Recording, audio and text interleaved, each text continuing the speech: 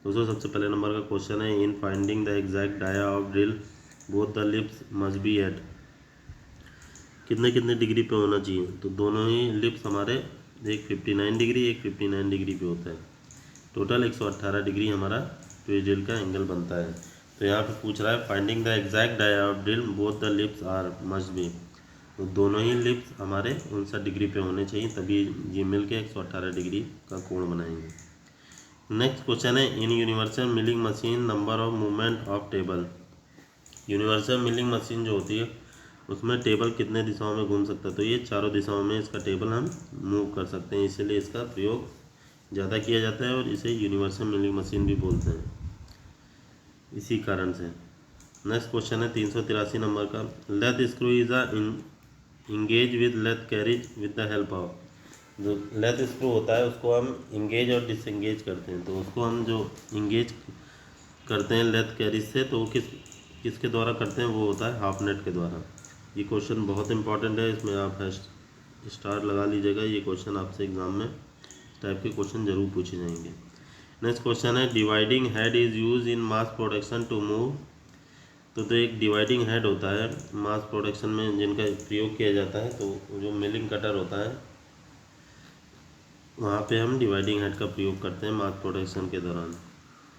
Next question है, यहाँ इन्होंने बताया है tempering is the process of, tempering किसका प्रोसेस है, हार्डनिंग। जैसे कि पिछले क्वेश्चन मैं वीडियो में बताया था, ये क्वेश्चन बहुत बार रिपीटेड है, इसलिए आप याद रखिएगा, जो टेम्परिंग का प्रोसेस होता है वो हार्डनिंग के तहत आता है। नेक्स्ट क्वेश्चन है, milling machine is use in tool room, तो टूल रूम में किस प्रकार की मिलिंग मशीन प्रयोग होती है, यूनिवर्सल मिलिंग मशीन। अब ये टूल रूम में इसका प्रयोग इसीलिए करते हैं क्योंकि ये चारों दिशाओं में घूम जाता है और आसानी से सारे कार्य आपके कर देता है, और टूल रूम में हमें इसकी आवश्यकता ज़्यादा पड़ती है क्यों, बहुत टाइप्स के टूल्स रहते हैं इनकी बनाने की आवश्यकता रहती है।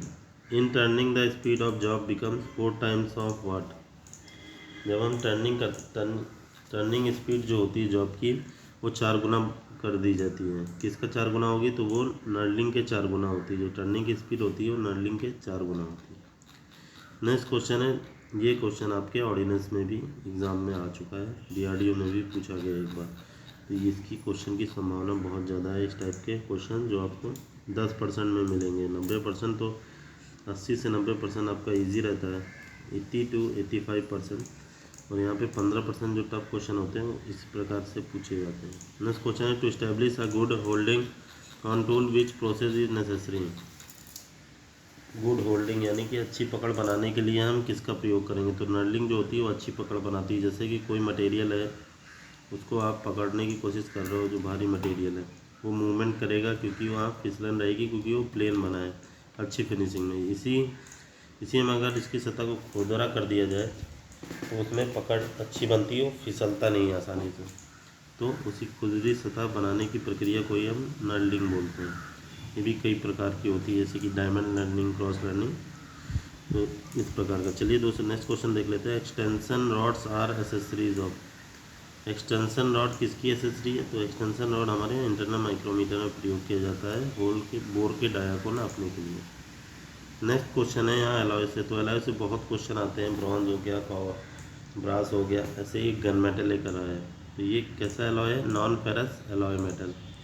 ये जो गन मेटल होता है उसमें नॉन फेरस एलॉय मेटल यानी कि आयरन की मात्रा नहीं पाई जाती जो बाकी के मेटल होते हैं। जैसे कि गन मेटल में आपको जैसे 10% जिंक मिल जाएगा और 2% कॉपर मिल जाएगा, तो इस प्रकार का जो मटेरियल रहता है 88% कॉपर रहता है इसमें, तो ये नॉन फेरस धातु है, इसी वजह से इनको नॉन फेरस एलॉय बोला गया है। कॉपर, टिन और जिंक 2%, टिन हमारा 10% रहता है, तो ये सब नॉन फेरस एलॉय होते हैं, इसीलिए इनको नॉन फेरस एलॉय मेटल बोला गया है।